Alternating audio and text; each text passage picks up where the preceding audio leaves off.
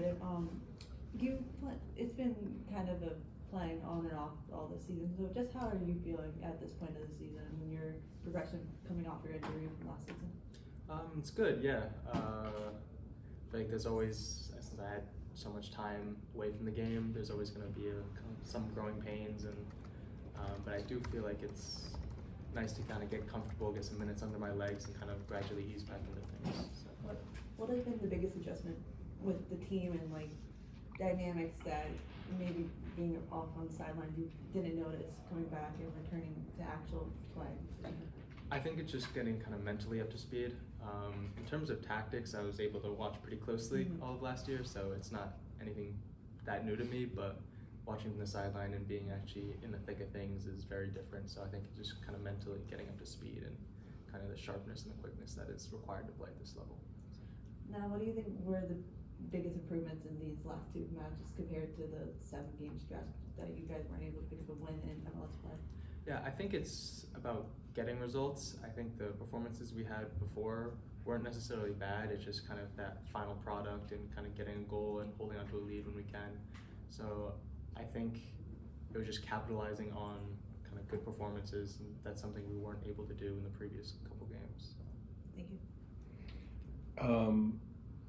Curious about your excitement level comparing how you watch the team get to MLS Cup and fight for a trophy, and very quickly on your return the team yet again is in that opportunity to fight for a trophy again. What's the comparison there?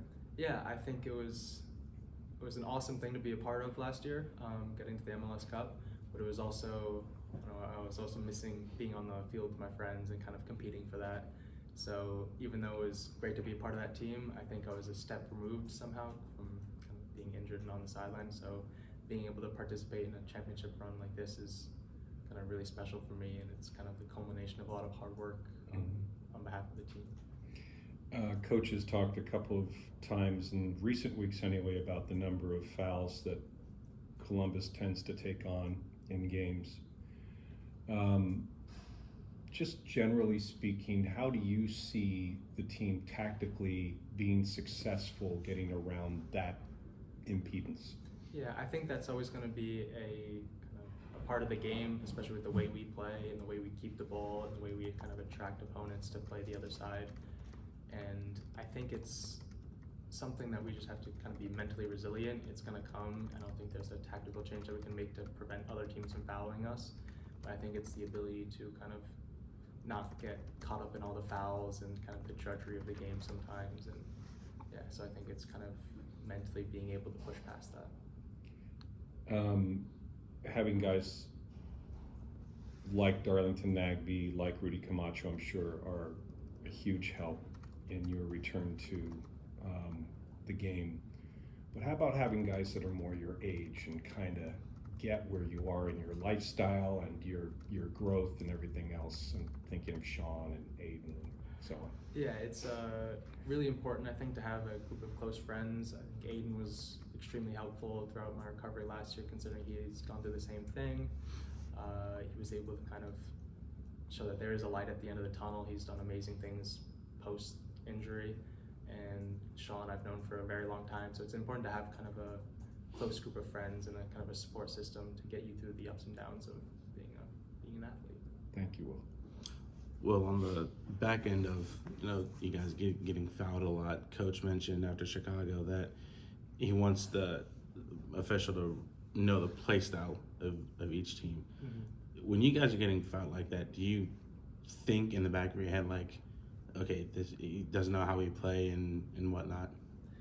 Yeah, I think we understand that we invite that type of challenge. I think especially after winning MLS Cup, we have a target on our backs. Everyone's really up for those games, and especially in the MLS where it's a lot of kind of hard-working teams that willing to get dirty and foul a little bit. So yeah, we expect it, and I think the addition of how we play kind of adds to that, which is why we're fouled as much as we are.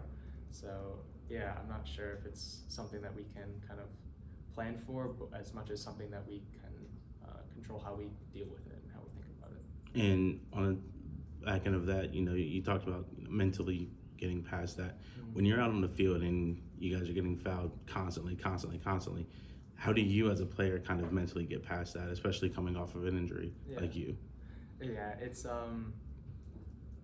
something that you just kind of have to, it's kind of training your mind to do it.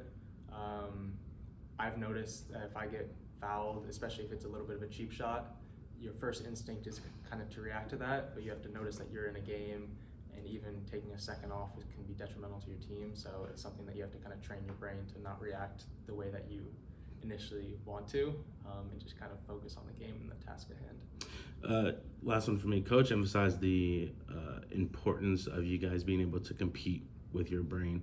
Can you talk about if that approach has influenced you and the decision making and the tactical aspect of it? Yeah, certainly. I think it was something that I probably had to work on.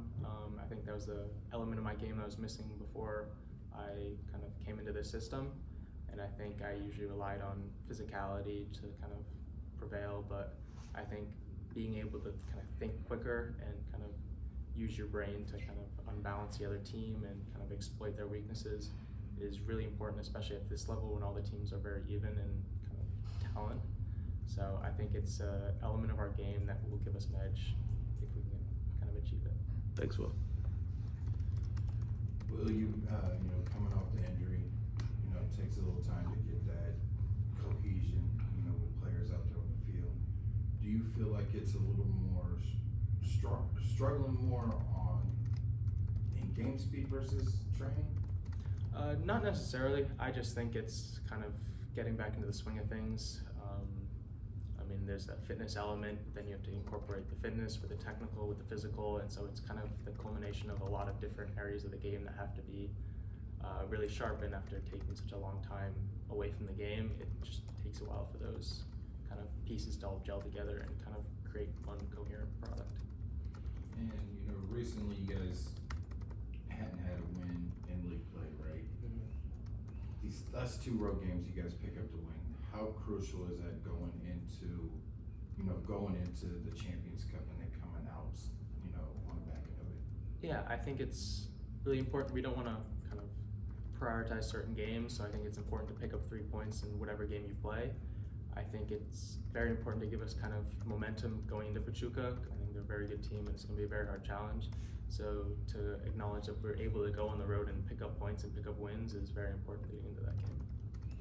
And going into games that, you know, where like the heat is good, might be a factor or elevation, do you guys prepare a little differently, you know, knowing going into like a high heat area like Orlando or Pachuca? Yeah, we do. There's certain protocols that we follow to try to prepare us for that, but I think it goes back to kind of the beginning questions where, yes, we have ways to prepare, but it's also just mental resilience at this point. I think that's something that we really have to focus on in the coming weeks to kind of get results and get wins and kind of close out games.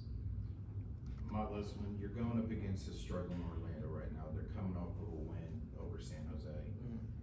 How do you guys mentally prepare going up against a team that you see that's struggling right now? Yeah, I think that one of our mottos as a team is respect everyone and fear no one.